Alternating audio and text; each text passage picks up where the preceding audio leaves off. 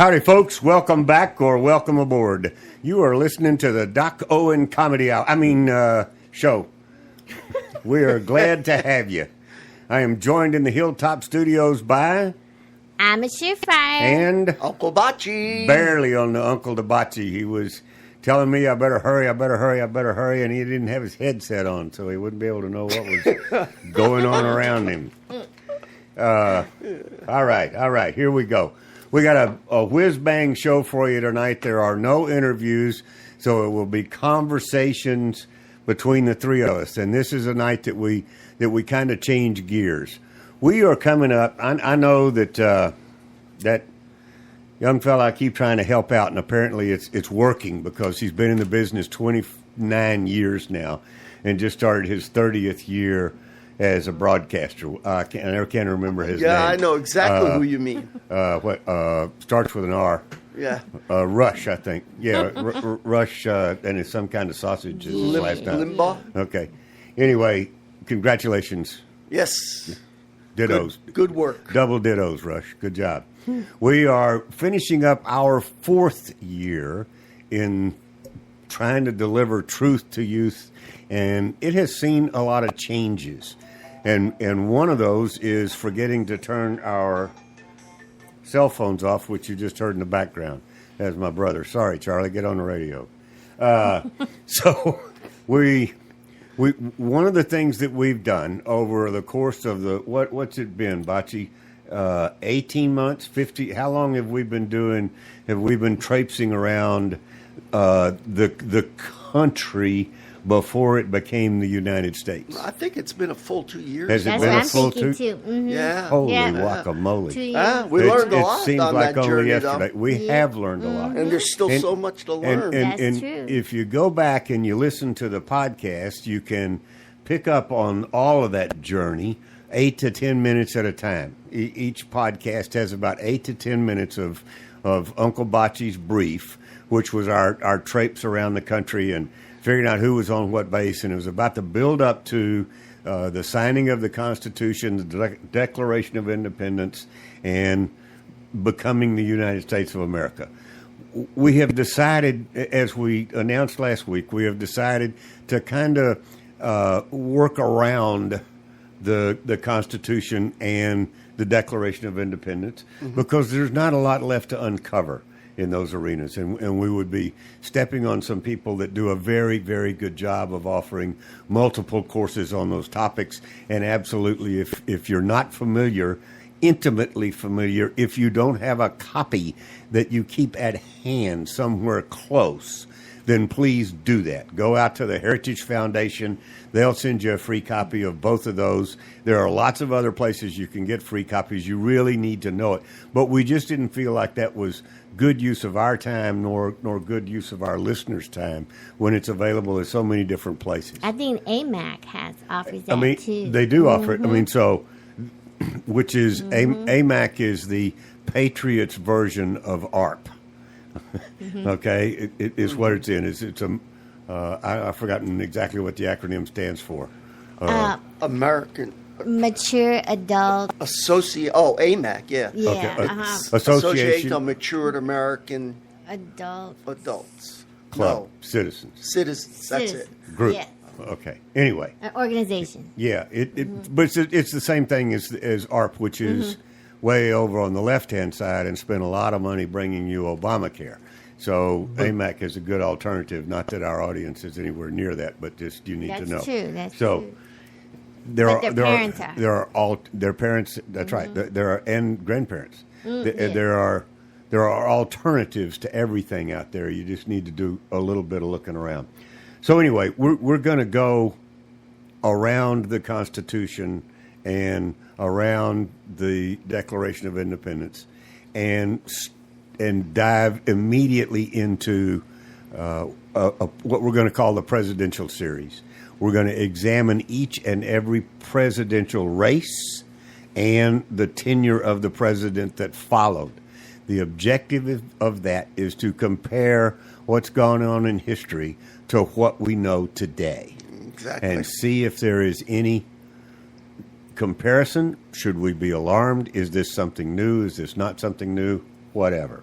So that just to tell you what our plan is for the next, when we're on number 45. So for the next 45 editions, 44 or whatever it is, that's going to be our path. Okay? We are all over the social media as Doc Owen Show, DOCOWEN SHOW. We're on Facebook. Follow us on Twitter at Doc Owen Show. That is by far the best place to connect and get used to the latest activities. We have a blog, docowenshow.com, which we are diligently working to develop and get more activity around.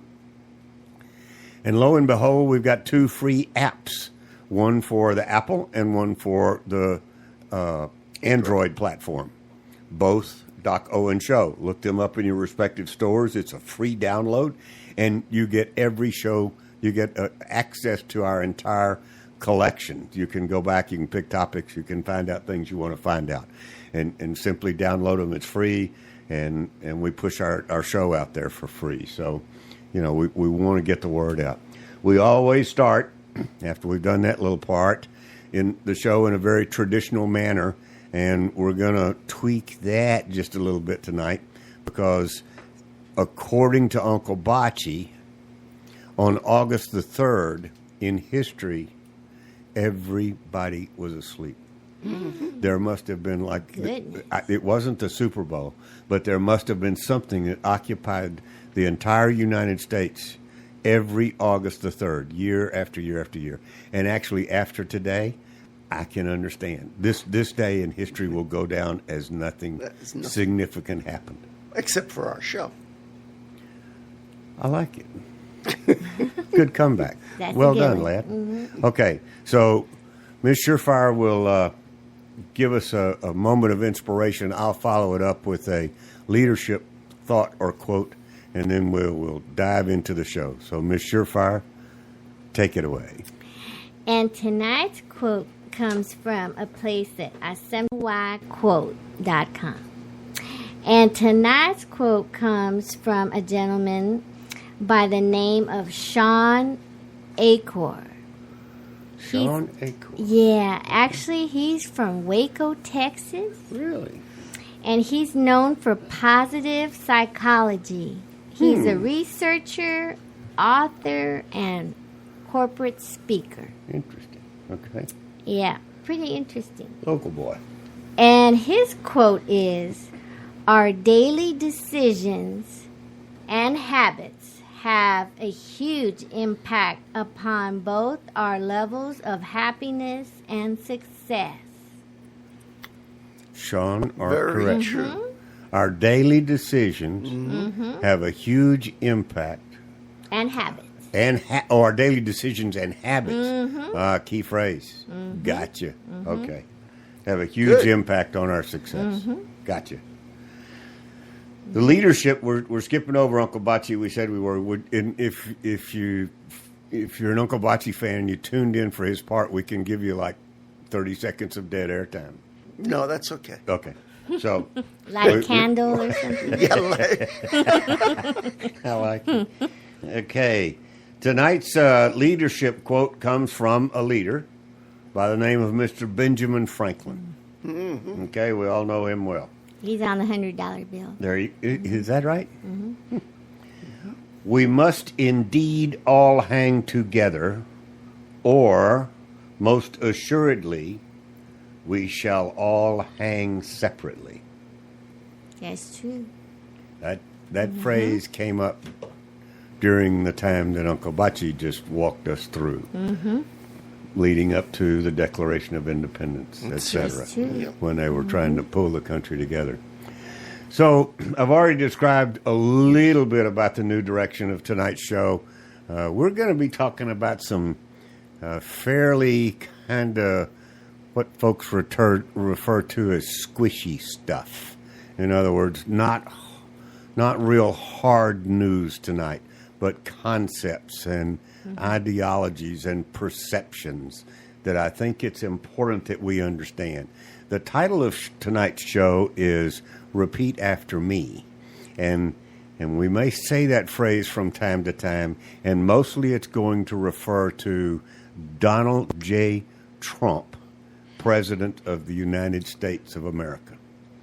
That's a repeat after me Yes. phrase. Exactly. And we will get into why that is the case. Whether you're a Trump fan or not, that is not optional. Donald J. Trump is President of the United States until further notice. All right. There you go. So, Uncle Bocce, Yes, sir. this is version number 1 of the presidents. And I think Absolutely. before you get started, if I remember correctly, last week's show, we had a question from a listener, one of our loyal, high-flying listeners, that asked who the first president. What was the exact Who question? the real first president Who That's the right. real first president was. With And, quotes. and Uncle Bocce didn't know the answer, but said he'd look it up, which is the way we do things.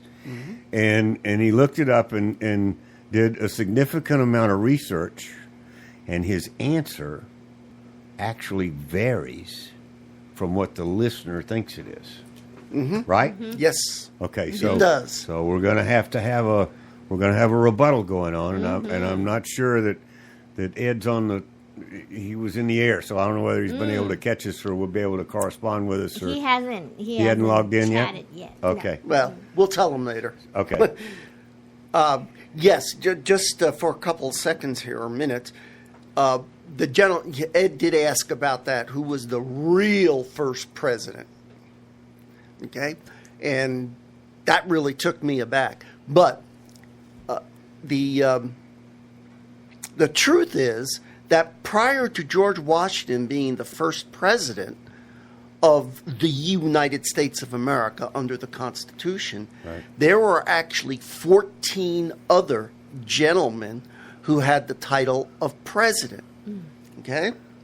There were 14 of them. who knew? Yeah, exactly. Who knew?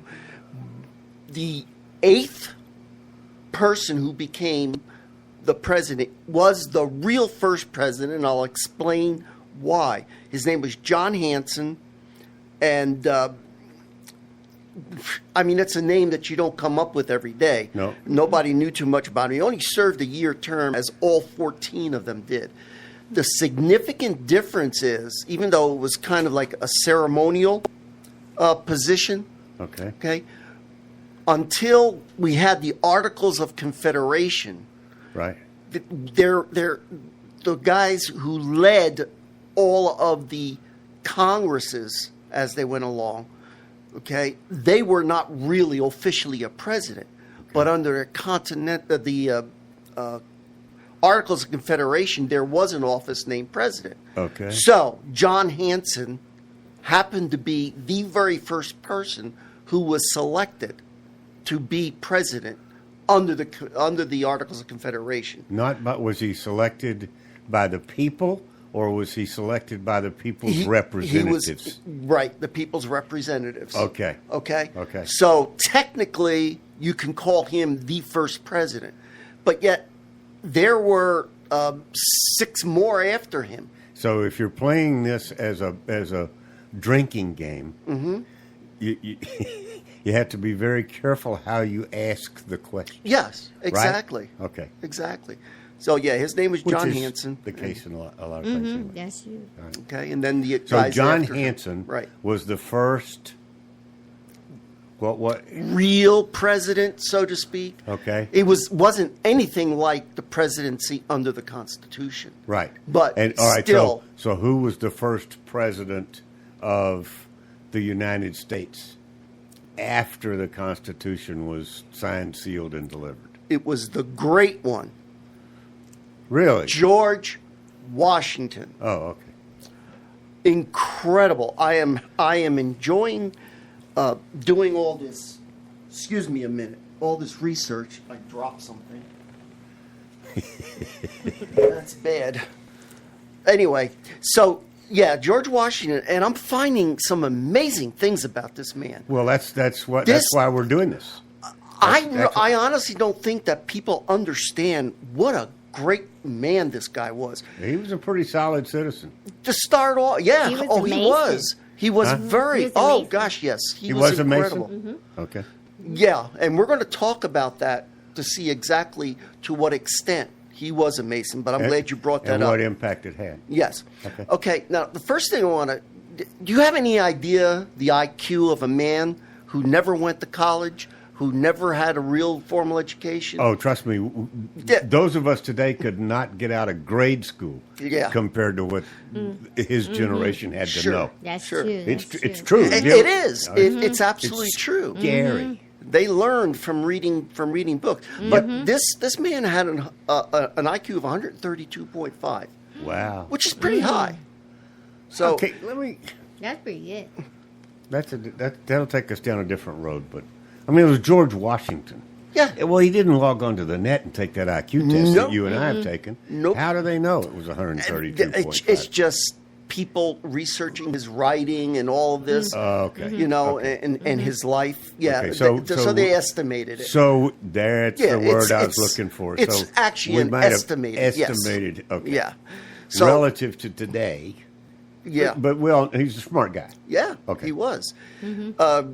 He received no formal education, as I said. However, he did earn an equivalent of an elementary school education from a variety of tutors. Our first homeschooled president was George Washington. So all you homeschoolers out there, I like it. tune in because he was educated at home. Well, of That's course he great. was. And look what a great man he became. Yep. Okay. So prior to being the nation's first president, he served as commander-in-chief of the Continental Army. We pretty much know that during the war. Some very fast facts that, of course, his name was George Washington. He had several nicknames. Of course, we know the father of our country, of his country. Right. A second one that he was given was the American Cincinnatus. And the reason he got that name is because Cincinnatus, who was part of the Roman Empire, he really desired to get back home. He wanted to go back home. He just Okay. wanted to be a citizen. And that is George Washington's mentality. Yeah, he served reluctantly. He did. He That's served right. because which his, also caused him to serve humbly. Yeah. Oh, yeah. Oh, Okay, yes. keep going. I don't know anybody humbler than that. And the other one is called the American Fabius, who Fabius was a Roman dictator, and so some people, because he was a guy that didn't care about the large battles, he just wanted to win the little ones. Yep. As he said, that kind of a strategy. Right. Okay? Right. So, Was Georgie Porgy ever applied to him? no, not How that I about know his of. wife? What was his wife's nickname for him? I guess she called him George. You know. Do you know? Sweetie Pie or Honey Bunch or something? Yeah, sugar cookie or whatever. No, that one's already taken. No, okay. Now, George Washington had no party affiliation. In fact, he didn't want anything to do with any kind of a party. But There were no parties? parties. Oh, okay. No. Yeah, okay. But we're going to see some interesting things as we go along about that. Of course. Okay. He was from Virginia. He had no challengers for the position of president. Okay. No challengers. So he ran. He didn't even run. No, they said, They said, you're "You're going to be it. president, Tag, you're and it." the electors in electoral colleges elected him So- unanimously. But it was not a popular vote. I mean, by that I mean it wasn't a citizen vote. No, it was by the electors. Okay. I mean, there was a popular Because vote, we had this. but There was. yeah, they did. I have those statistics. No, I'm looking That's for around numbers. here somewhere, But but- they had a popular vote, Yeah. Okay. Yeah, that Okay. was still part of. and he won in a landslide. Yeah. All 69 of the delegates voted, For him. and we'll explain how the electoral system worked then, Okay. according to the original Constitution. Okay. We'll get into that. Now, he was born in Westmoreland County, Virginia, right. Where he spent his entire life, Right. practically. He died of pneumonia in 1799. He was age 67. Now, That's when actually he, pretty old. When he back came, then. well, yeah, but when he became president, okay, he was 57. Oh, right. So that leaves him 2 years after the presidency to retire, which is what he's wanted to do. He served for 8 years? Yes, 2 terms. He's the one who set the precedent. I don't want to get ahead of myself. We'll get there. Okay. So he died of pneumonia. He loved his profession was more planter, soldier, and surveyor. That's how he started out as a surveyor. Right. Okay.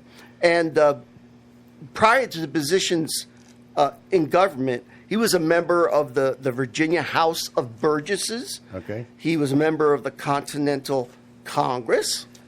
And he was chairman of the Constitutional Convention. Chairman, or as they called him, president of the Constitutional Convention, which actually wrote the Constitution and sent it out for ratification. Was he from money? Yes. Okay. Yes. His father was a very, very wealthy man. Okay. Okay. Okay. And Mount Vernon, of course, was the property, and we'll see what George did with this property. He built a big White House. Go ahead. Yeah. Okay.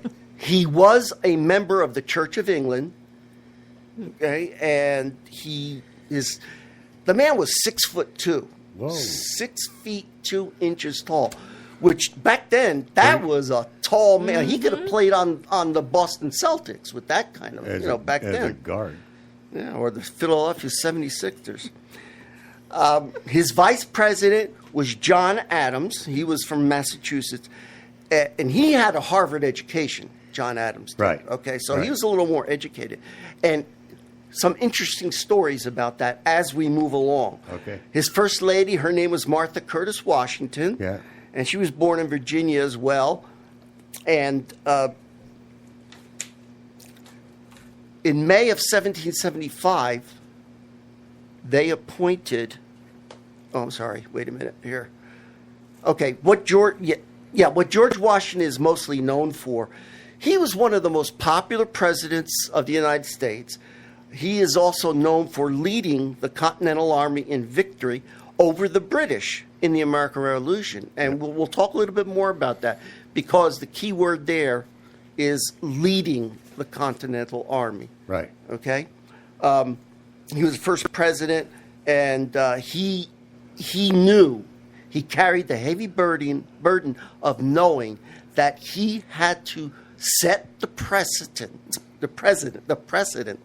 of how a president should act. And that was a burden. So he really was concerned about that and how he acted. Okay. Now, he first was in the French and Indian War. He was a lieutenant colonel there. That's where he got his first military experience at the ripe old age of 21. I remember we talked about that in the lead up. Right. And he was bequeathed the estate of Mount Vernon from his brother Lawrence, who was the older brother. Oh, okay. Okay, he died, and he bequeathed the Mount Vernon to him. Okay. At the time, Mount Vernon was like 2,000 acres.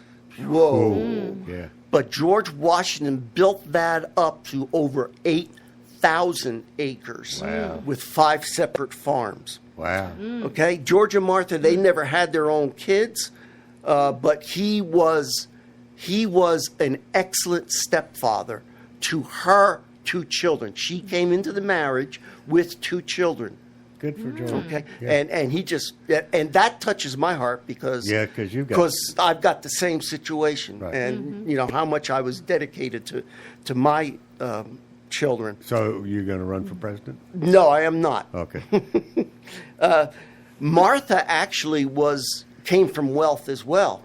Sure. And in the marriage, in her dowry, she brought most of the slaves that were hers. Oh, okay. And there's an interesting story about that, and we'll get to that later. So over the years, George Washington and his fellow farmers.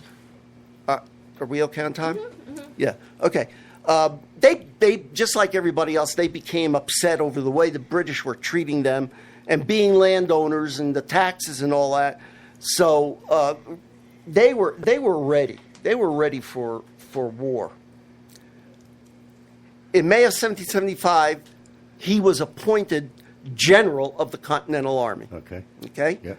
Everybody looked up to this man. They just really did. Yep. He did not have an easy task, let me tell you, because the men in the army at that time, they were nothing but a ragtag army They of didn't even have local uniforms. colonial farmers. They Right, didn't right. have uniform. Some of them didn't even have shoes. I know. And they were totally undisciplined. I know. That, Okay. It brings my family to tears anytime that subject comes up. Okay. They didn't have no shoes. That's Well, what you're she trying to said, reference. well, Yeah. Oh, okay. Yeah. But somehow Washington managed to keep the army together during rough times and times of losing battles. Yeah. Over the course of 6 years, he led the army to victory over the British. Two of his greatest accomplishments were the crossing of the Delaware Yeah. and defeating the Hessians in Trenton. Right. Okay, and of course Yorktown. Now there Right. were many other battles, Pennsylvania. and they lost a Oh. lot of battles. They well- really, but in most of them, they held their own. They may not, like the Battle of Monmouth, Right. okay, in New Jersey. They did not win that battle, Right. but they stood up to the They stood their British. ground. They Right. stood their Which- ground. Which was good for their morale. Because they Absolutely. were up against a sizable force, all dressed out, decked out, you know. Absolutely. Yeah. Yeah. And Okay. it was due to his leadership. Yeah, Okay. of course. The 2 terms that Washington served as president were peaceful times. I mean, the war was over. Everybody was happy. Right. He established many roles and traditions for the U.S. president, Right. and some of them which still stand today. He helped build and guide the formation of the actual U.S. government. Now, think about that. It fell to him to form the government under the Constitution. Right. That was his job, and he took it very seriously. He formed his first presidential cabinet, and we'll talk about them too. And after 8 years, he stepped down after 2 terms, and he felt that no president should serve more than 8 years. His reasoning was that they become too powerful or rule too long, like a king. And that's what we just fought to get away from. Exactly. Right. Exactly. So is that a good jumping off point for? Now we get 2 weeks on Washington if we need it, because the others were. we're definitely going to have 2 weeks because we might. In fact, we might even. Well, we'll see how it goes. We'll see how it goes. So Okay. the only president that disobeyed that precedent was, of course, Franklin Delano Roosevelt. Well, which we're skipping And way that ahead was now. changed by the 22nd Amendment, which put term limits. Because until the 22nd Amendment, it was just a tradition. Yes, It was it was understood that everybody would play by the rules. exactly. And we're going to. That's one of the things we're going to talk about later on. We're absolutely going to talk about it. Okay, Yeah, we can so- stop there. Is that okay? Yeah. Okay. Yeah. We won't get done with the rest of it if we don't. Okay. So, who are you? Me? Yeah. Oh, let me think. I'm Uncle Bachi, UNCLEBACI at DocOwenShow.com. I'd love to hear from you, and I hope you enjoyed tonight's presentation and look forward to giving you more next week. If you send Uncle Bocce an email that questions anything he says, would you please CC me so I can keep up with the conversation? Please. I need to know the answers. Yes. Good Okay. job. Good job, Bocce. Good man. Thank you, Uncle Good man. Bachi. Yeah, Washington was, to say the least, one of a kind. And, you know, we're greatly indebted to him and his kind to this day. Absolutely. So, okay, let's take just a little bit of a break. You've heard us play, hopefully, numerous times, a version of the Pledge of Allegiance done by a fellow by the name of Red Skelton. If this is your first time tuning in, or you've not heard Red Skelton's version of the Pledge of Allegiance, please go out to your YouTube channel and type it in, and it'll come right up.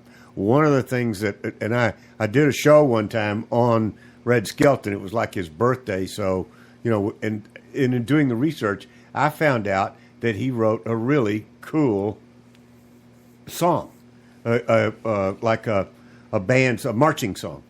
Okay. Mm-hmm. And it's called Reds, RED''S, White and Blue. Uh-huh. And so people don't know that was another talent that he had. He was also a fantastic artist, etc. So we're going to play for you Reds, White and Blue, just as a little break. Take it away, Mr. Skelton.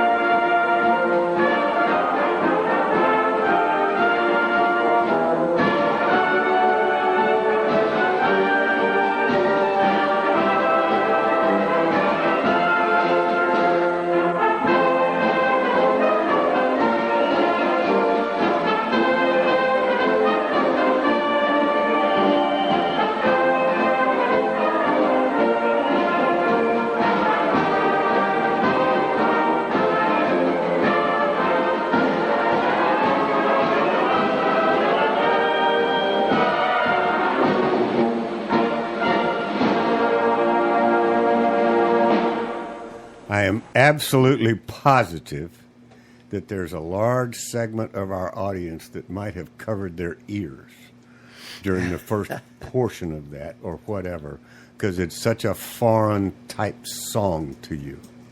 That's what we call patriotic band music. Yeah. Back in the day. It is a marching song. And if you weren't standing up, waving your hands, or marching your feet to the beat, then that's what you need to do. So when the broadcast is over, go back, listen to the podcast, listen to Reds, White, and Blue again with those instructions, and it's far more enjoyable if you get involved. The rest of the show was somewhat driven by, I had a semi-annual doctor visit earlier in the week. And my doctor is an old school doctor, which I like. He doesn't just go by the numbers. He wants to know, like what's going on in your life and things like that, so he can help work with the big picture. And it came up about that I was still doing my internet radio show. And so Doc, as we'll call him, being extremely politically correct, we don't go down that channel at all. That's not part of our relationship. He said, well, do you mind if I ask you a couple of questions? I said, nope, not at all. Go for it. He wanted to know what I thought about, what was going on with President Trump.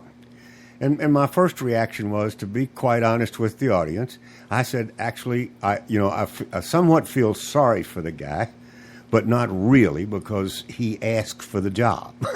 Yeah. And he had to know a little bit about what he was getting into. He didn't just ask for it. He worked very hard to get it.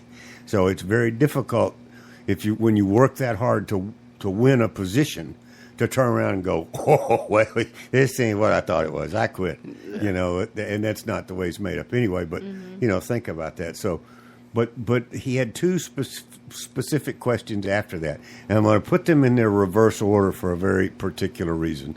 So the second question that he asked had to do with, and I've just drawn a blank because I got to take them in order. The second question he asked was about the banning, the recent banning of transgenders in the military, and how I interpreted that. And I said, well, what do you mean? What do you mean by that? And he said, well, he didn't, before he did it, he didn't even ask the Pentagon. and my immediate reaction was, he's the commander-in-chief. Everybody in the Pentagon works for him. That's right. That's the one position that there can. This is one of those repeat after me moments. Donald J. Trump is the commander-in-chief of the all military forces of the United States of America. Now, that may scare some people, that, Trump and his Twitter finger are on the red button, against the Russians, et cetera. But the point is, he didn't have to check with the Pentagon. And I went on to inform my doctor that the Pentagon was part of the problem that with the military, of trying to make it a social sciences group rather than a freaking military. That's not the place to experiment with whatever they are, can fight. Right? I don't object to male, female. I've gotten over that. I did in the beginning, but I've gotten over that. But I have a hard time. And the whole thing was a lot of times the military was paying for it, which meant our tax dollars were paying for the transgender conversion, et cetera. Yes. So that was my reaction to that, and he kind of winced a little bit and grinned at the same time, because that was a true statement. Yeah. So then his second question, which actually was his first question, and now I've drawn a mental blank on that one because I'm trying to give them to you in reverse order. I know you told me yesterday too. And I told Uncle Bocce. It had. Oh, now I remember. All I had to do was say Uncle Bocce's name. I'm going to give you the scenario. I'm going to give you the scenario of what happened. Okay. Okay. The question was about the fact that Anthony Scaramucci had just left. Right. Okay. And I kind of shrugged my shoulders like, so what? And he said, well, he was only there for 10 days. And I said, yeah. Let me give you the scenario. Late one evening, 8:30, 9:30, 10 o'clock at night, Trump picks up his cell phone, and he calls, and he says, "Hey, Mooch, it's Trump." Mooch says, "Yeah, Mr. Trump, what you need?" Trump says, "Remember that deal I worked out for you down in New Jersey on the shore at the casino?" "Yes, Mr. Trump, I remember. I need your help. Be here 9 o'clock in the morning." "You got it, Mr. Trump. I'll see you there." Scaramucci comes in and he says, Trump says, "Mooch, I need you to take care of something for me. Whatever you need, Mr. President, tell me." So how long do you think it'll take you to get rid of Reince Priebus? "I can't fire him because I'll lose all the Republicans. But I need somebody to take care of that for me." Mooch says, "Week, 10 days, 2 weeks tops. Go for it. You're now the director of communication." What did it take him? 10 days. Mooch was on it. Mooch said, boom, done. See ya. I can hear the conversation in my head, just like I just played it back to you. Right. I can see Trump picking. I mean, the guy's from New Jersey, right across the river. I can just see the whole thing going on. Mooch. I love it. Mooch. Remember that deal down at the casino in New Jersey? Yeah, Mr. President, I remember. So he served he did his role. I mean, because Trump couldn't fire him. I mean, he could technically, just like he's the commander in chief. Politically, But yeah. politically, it would have been just more suicide. One more thing, he just didn't need it. So it's just like when the mob boss wants somebody gone, he doesn't do the hit himself. Right. He gets his cousin, or a friend of his cousin. He puts some distance between him and the decision, right, or the actual event. That's right. You want to get his hand. I don't see why anybody has any trouble with what's going on. I don't think even the mooch objects. I mean, he's like, Exactly. Okay, Yeah. Mr. Kelly, it's all I yours. did my job. Call me if you need me. I think it's great. So, but that kind of kicked me off into several different thoughts. First of all, repeat after me. All right, repeat after me. Donald J. Trump is the President of the United States. One of the reasons that we just heard Uncle Bocce talk about Washington, who was unopposed, but from this point forward, we're going to start hearing about campaigns and what happened after the winner, how did the loser react? I mean, because we're looking at what's going on in real life, and a lot of us are shaking our head like, man, this is crazy that it's going on 6 months in, and I do think it's a bit over the top. But I also think if we're going to act like well-informed citizens, we need to do some research. So the Doc Owen Show is going to do it for you and find out how we compare over the period of time, right? That's right. And we're going to see. We're going to dissect it by party. We're going to dissect it by a lot of different things and see what we can do to come up with it. The other thing that I would like to talk about, and George Washington's a really good place to start, because one of the major underpinnings of our challenges today, all of the stuff that's going on around Donald J. Trump, the president, and Russia this, and unmasking this, and just all the stuff. Congress doing investigations and, special prosecutors and all of that jazz. It seems that the discussion is all about the legality of things, whether it was legal or not, whether somebody broke a law or not. What we've forgotten is that the law, folks, is the minimum standard of behavior that we've laid out to say this is the bare bone minimum that you shall not cross. And we're worried about people crossing the bare bone minimum of breaking the law. We need to be worried about where is the morality? What happened to the George Washingtons, the Thomas Jeffersons, the folks that a lot of us still idolize?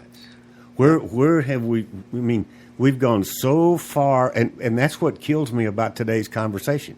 They're worried about the legality of all of this stuff. And if you've listened to me for any length of time at all, I absolutely abhor, which means I really don't like,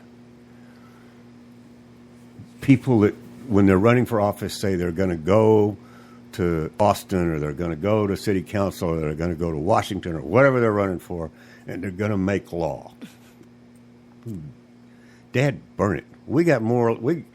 That Battlefield America, John Whitehead that we had on, the average citizen breaks 6 laws a day and doesn't even know they exist. Yeah. We got more law in this country than Carter's got little liver pills. Do they still? Oh, goodness. Well, I'm sure somebody's got a bottle of them somewhere. Yeah.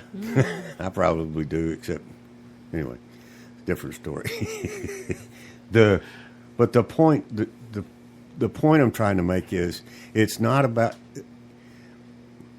when you talk about having the right to do something, a lot of people think they have the right to do something because it's legal. That does not mean in any way, shape, or form that it is the right thing to do. That's right. Having the right to do something means it's within the law, which is the minimal standard that society has set for whatever particular activity that is. Mm-hmm. And if that's our measuring tool, which apparently it has become, then we got serious, serious problems. Mm-hmm. And it's about, and quite frankly, I think the current president of the United States, who happens to be named Donald J. Trump, sort of gets that. Mm-hmm. He is really, I mean, I think the swamp, we talk about draining the swamp, I think the swamp is a whole lot deeper and a whole lot wider than he really thought it was going to be. Mm. I mean, today, transcripts of Trump's conversations with Mexico and Australia, Trump's telephone conversations with the leaders of those two countries, right as he took office, were released by the New York Times today. Mm. What? Did Trump mail them to him? You know what I'm saying? Yes. Somebody. They broke the law, but more importantly, they broke some really serious moral code. Yeah. Donald J. Trump. Yeah. Well, I don't care if it's J. Fred Mugg. He's president of the United States of America. Yep. Straighten up, people. You know. Like no respect whatsoever. Well, we have a moral duty. That's right. In my opinion. Yes. To support him. That's right. And if he does wrong, what we think is morally wrong, then we've earned the right to call him on it. That's right. Right? That's right. But you don't just call him on it because you don't like him. Because he has funny hair. Or I don't like the guy because he wears ugly, long ties. Yes. I mean, you noticed that. Because he's tall. He has to wear long ties. You don't, no matter how tall you are, you don't wear a tie that long. But that's the way he likes them, I guess. Don't ask me. Okay. You know what I'm saying? That's his look. Well, I can't. Just look. The point I'm trying to make, I think, is, you know, we've got to, in order to raise the standards of our representatives, we have to raise our standards. Absolutely. And you're on a roll there. Yeah. I mean, and find people. The challenge is the swamp is so deep and so dirty and so mucky and so murky that the George Washingtons of today, the good, moral, upstanding citizens of today, don't want to have anything to do with it. Hell, 80% of the people don't even vote. I mean, how do we turn? I wish I had answers, but I'm posing like rhetorical questions. How do we turn that around? How do we get back to the moral high ground? First, well, we're going to go there with this journey on the presidents, and we'll see the eventual eroding and how important morality was back in the day. Early on, it right. was. In fact, but then it tilted over to anything anything it takes to win, right? Absolutely. It became more of a competition than it did a service. Right. Right? That's right. And another, for instance, I was at a meeting last night, and something which, if you know me, you know sometimes it doesn't take much. Something really got me going. And it was the fact that I was providing facts. I was providing solid, traceable, verifiable, factual information. Not opinion, but factual information. Tried to make that point clear. Yep. It's not my personal opinion. These are the facts. That's like Dinesh says, you're entitled to your own opinion, but not your own facts.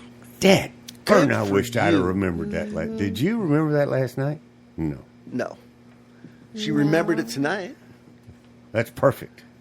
Yep. Yeah. That's absolutely perfect. Thank you. So, if anybody who was in the meeting with me last night is listening to the broadcast, listen to what Ima just said. Would you please? Dinesh D'Souza has said, "You're entitled to your own opinions, but not your own facts." Right. That's the fact, Jack. Exactly. There you go. Which was basically what I was trying to say last night. That because I was being castigated, because as if I were offering an opinion that did not agree with the moderator. And what I really was doing was providing facts that did not agree with the moderator's ill-informed opinion. That's like what happens between the liberals and the conservatives. They don't believe in the facts.